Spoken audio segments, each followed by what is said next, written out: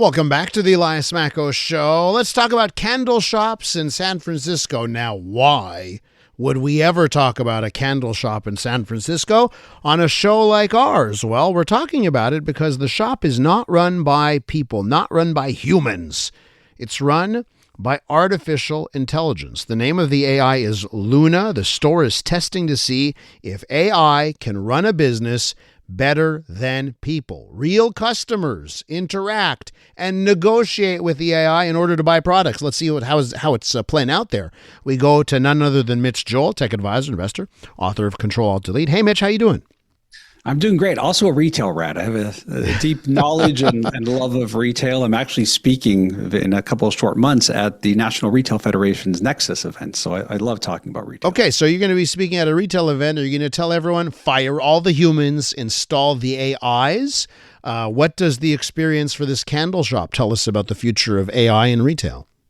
Yeah, I won't be saying that. I do think that this is not the end of retail workers. Good news if you're in that space. I do think it is definitely a test of what retail workers are really for. I've actually just came from Austin where I was speaking to a hospitality hotel group, and it was a very similar conversation that you have a lot of people who are essentially working in the back and doing a lot of administrative tasks and not doing the actual work of, let's say, managing a store, which is interacting with people and connecting and getting them excited. Mm-hmm. So I don't think that the future of retail is AI instead of people. I do think that AI is showing us that it can handle a lot of what we would call the operational sludge, and that maybe people can actually deliver more on the humanity. So look, that only will work if these retailers really design for the humanity. And if they only design for the efficiency and the AI and the technology, the stores will essentially become some type of a vending machine, maybe with better lighting and cooler products. So I want to ask you about how it plays out in real life. Because, you know, I know a journalist at the Wall Street Journal, Joanna Stern. She had tried something at the Wall Street Journal with their internal store that they've got, you know, the little vending machine shop and all that kind of stuff. They put Anthropic's Claude in charge of the store. I think they were using similar technology that's being used at the San Francisco store. And then they let people interact. They let all the staff interact. And what the staff did is they started to do psychological warfare against the AI and convinced it that capitalism was wrong and that it needed to reduce prices. At one point, it started to lose money on products being sold just because these AIs were manipulated. Now, maybe it's tongue-in-cheek. Maybe these were just, cynical journalists trying to game a system and being successful at it. But I wonder about, in practice, what happens when humans, you want to buy something, they've got to interact, or they got to restock the shelves. What happens in practice when we've seen time and time again, AIs, they are susceptible to manipulation. They are susceptible to other forces that can impact their decisions. How do you see that?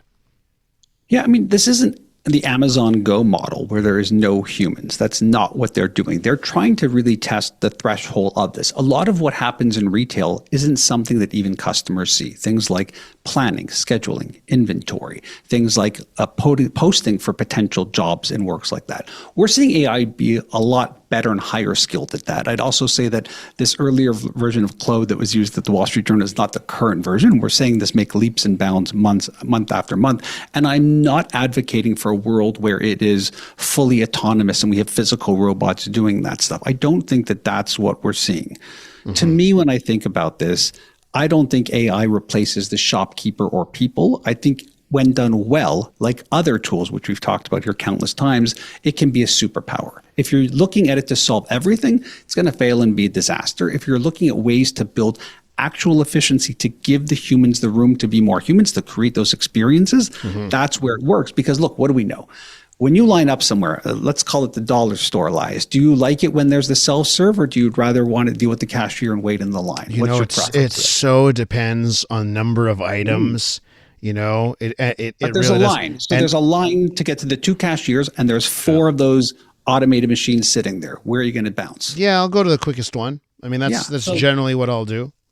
So in certain instances, you like convenience, and in other instances, you want connection, you want information, you want things like that. And so what I think is going to happen is that many of these retailers are going to probably over-index on speed and under-index on meaning, and then they will course correct. So what these are just experiments. Let's see how much of this we can automate, and then they'll figure out, the pendulum will swing back in some way, shape, or form. And it depends on the experience, of course. Okay, so let's talk about that pendulum, because there's another story out about Meta, of course, Facebook owner Meta, and how they're treating employees. Now, they've recently fired or announced they're going to get rid of a whole bunch more 10%, employees. yeah. 10%, you said? 10% of the workforce? Yeah. So they're getting rid of 10% of their workforce. And then for everyone left around, Meta's going to install tracking software on U.S. employees' computers to collect data for the training of AI models.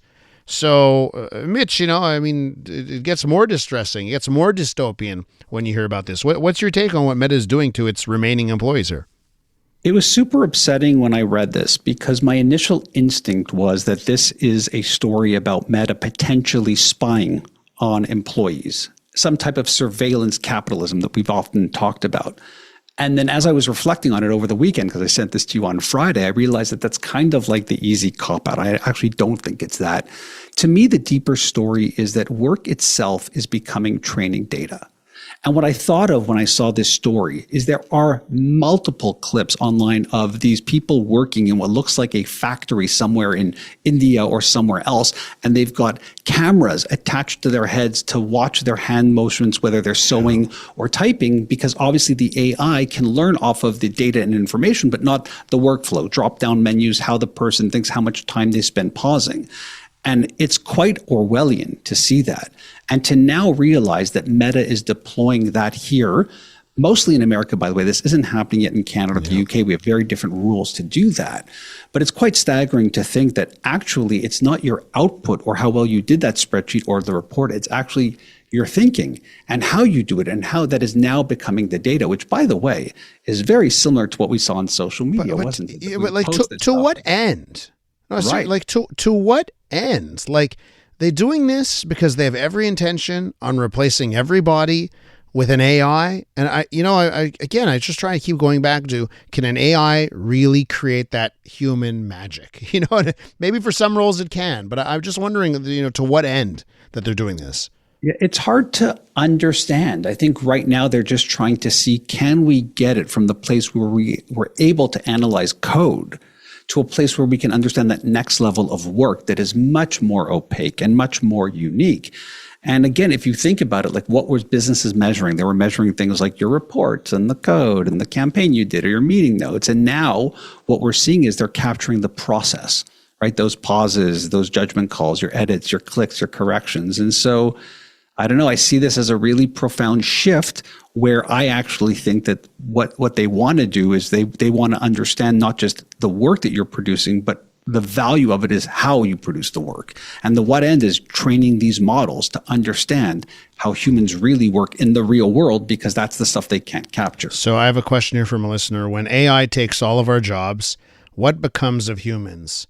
Is it UBI, universal basic income?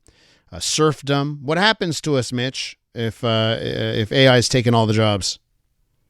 I don't think AI is going to take the jobs. I think the problem with the question is there's the assumption that this is some type of answer engine. We tell it what to do, it gives us the answer. I think the smarter people in the knowledge workforce are going to use this as a superpower and figure out where the humanity lies in all of this. If you were saying to me that this is the inevitable and we are going to head down that Orwellian, we lose all of our jobs, it would seem to me that the most logical thing I've heard, which I cannot circle the square on, I've spoken to billionaires about this, is not this universal basic income, but probably something around taxation, leaving us personal income tax and it being taxed on the actual work and effort and output, because it won't be human driven. How that works economically, I mean, are we all moving out of big homes into smaller homes? Do smaller people get bigger homes? None of it makes sense when you walk it down logically. And so I don't think the models exist. But what we definitely do see is that there is a hyper over index on the investing and understanding how we work as humans. How this plays out, guess what? It's not going to be up to the bot. It's going to be up to the humans. I think it was Matt Damon and Ben Affleck. I heard them talking about, AI and its use in Hollywood and how it's being used there. One thing that was struck me, I forget who said it. They said, some of these valuations we're seeing from these AI companies only make sense if it is truly replacing all of us at our jobs. And if it's not going to replace all of us at our jobs, then these valuations are cuckoo bananas crazy. Mitch, I got to leave it there. You're great. Come back soon. Appreciate the time. Thanks, Elias. That's the one and only Mitch Joel. He'll join us again next week. iHeartRadio is throwing it back. 2010s, the decade. To the days of huge hits and unforgettable anthems. A non-stop stream of the biggest and best. Drake, Rihanna, Beyonce, Katy, Gaga, The Weeknd. And more. All your decade-defining favorites all in one place. Hi, it's Katy Perry. Hey, it's Bruno Mars. This is Kesha. Find 2010's The Decade on the free iHeartRadio app. Preset the station so it's always one tap away.